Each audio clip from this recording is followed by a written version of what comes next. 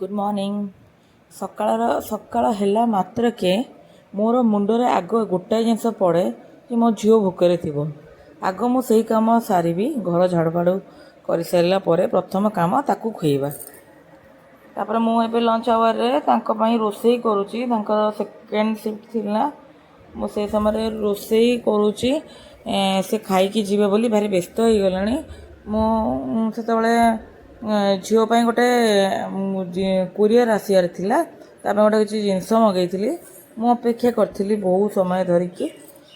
ତାପରେ ମୁଁ ରୋଷେଇ ବି କଲି କାହିଁକିନା ଝିଅ ବହୁତ ଏକ୍ସାଇଟିଂ ଥିଲା। ତାକୁ ମୁଁ କହିଦେଇଥିଲି, ସେଇଥିପାଇଁ ସେ ୱେଟ୍ କରିଥିଲା। ଆଉ ରୋଷେଇ ଯେତେ ଜଲ୍ଦି ସାରିଲେ ସିଏ ଖାଇକି ଡ୍ୟୁଟି ଯିବେ। ସେଥିପାଇଁ ମୁଁ ବି ନିଜର ନିତ୍ୟକର୍ମ ସାରିକି ଝିଅକୁ ଖୁଏଇକି ତାପରେ ମୁଁ ମୋର ରୋଷେଇ କାମ ଆରମ୍ଭ କରିଦିଏ। କାହିଁକିନା ତାଙ୍କ ପାଇଁ ସୁବିଧା ହେବ ଯେ ସେ ଖାଇକି ଜଲ୍ଦି ଯାଇପାରିବେ। ତାପରେ ମୁଁ ମୋ ଝିଅର କାମ ବି ଏପଟେ ଆରମ୍ଭ କରିପାରିବି। ମୋତେ ହଇରାଣ ହେବାକୁ ପଡ଼ିବନି। ତାପରେ ଗରମ ବି ପାରାଦ୍ୱୀପରେ ବହୁତ ଅଧିକ। ଏଇ ଝିଅର ତାର ଦାଦା ଆସିଥିଲେ, ଗୋଟେ ଖେଳନା ନେଇକି ଆଇଥିଲେ ଟ୍ରେନ୍। ତାକୁ ବସିକି ସେ ଖେଳୁଛି। ଶୋଇକି ଉଠିଲା ପରେ ତାର ଖେଳ ଷ୍ଟାର୍ଟ। ବସିକି ଖେଳୁଛି, ଦେଖୁଛି ଗୋଡ଼ ପକେଇକି ବସିକି ତାର ଖେଳ ହେଉଛି। ଟ୍ରେନ୍ ଠିକ୍ରେ ଚାଲୁନି, ତାକୁ ପୁସ୍ କଲେ ହିଁ ଚାଲୁଛି, ନହେଲେ ଚାଲୁନି। ସେ ତାର ବସିକି ଅନେଇଛି କେମିତି ଟ୍ରେନ୍ ଚାଲିଛି। ତାକୁ କହିଲେ ଡାକିଲେ ଜମା ଶୁଣୁନି। ତାର ଧ୍ୟାନ ନୂଆ ଖେଳନା ହେଇଛି।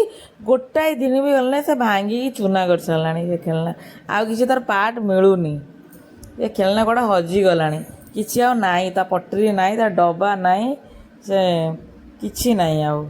ସେ ତା ଦାଦା କିଣିକି ଆଣିକି ଦିଅନ୍ତି ବୋଲି ଗୋଟେ ଖେଳନା ନୁହେଁ, ଯେତେ ଖେଳନା ସେ ଆସିବ ହାର୍ଡ଼ଲି ଗୋଟେ ଦୁଇ ଦିନ, ତାପରେ ତାଠୁ ଅଧିକ ସେ ଖେଳନା ଆଉ ରହିବନି। ସେ କୁଆଡ଼େ କେଉଁଠି ଥିବ ତାର ପାର୍ଟ, କିଛି ମିଳିବନି।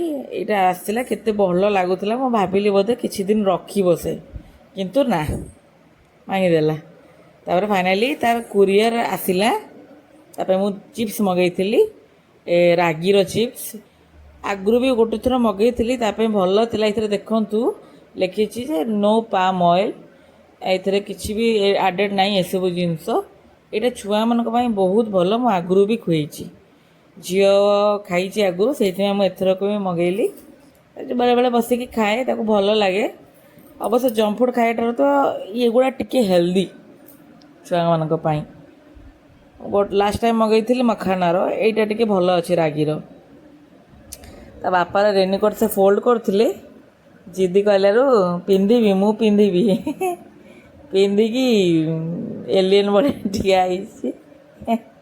ଓହ୍ଲେଇବିନି, ମନା କରୁଛି, ମୁଁ ଜମା ଖୋଲିବିନି, ତାକୁ ପିନ୍ଧିକି ରହିବି। ଖୋଲିଲା ବେଳକୁ କହିଲା ବେଳେ ତ ବାବା ମନା କରୁଛି, ନାଇଁ ମୋତେ ଛାଡ଼ିଦିଅ, ମୁଁ ଖୋଲିବିନି। ପ୍ରବଳ ବର୍ଷା ହେଉଥିଲା ଅବଶ୍ୟ, ତଥାପି ବର୍ଷା ହେଉଥିଲା। ସେ ସମୟରେ ଝିଅ ତାକୁ ଟିକେ ବାହାରକୁ ଦେଖିବାର ଥିଲା କେମିତି କ'ଣ ବର୍ଷା ହେଉଛି।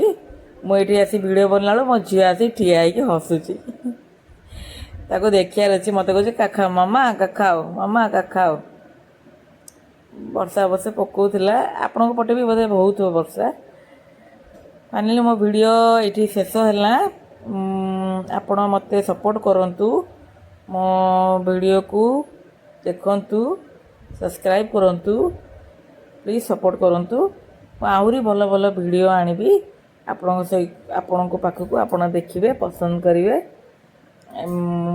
ମୁଁ ଚେଷ୍ଟା କରୁଛି ଆହୁରି ଭଲ କରିବା ପାଇଁ। ଯେହେତୁ ଆମର ନୂଆ, ମୁଁ କରିଚାଲିଛି। ଆପଣ ବାସ୍ ସପୋର୍ଟ କରନ୍ତୁ। ମୁଁ ନିଶ୍ଚିନ୍ତ ଆହୁରି ଭଲ ଭଲ ଭିଡ଼ିଓ ଆଣିବି। ଇଏ ମୋ ଝିଅ ଆସିକି ବସିକି ପଡ଼ିଲା, ଜମା କଥା କରେଇଦେବନି।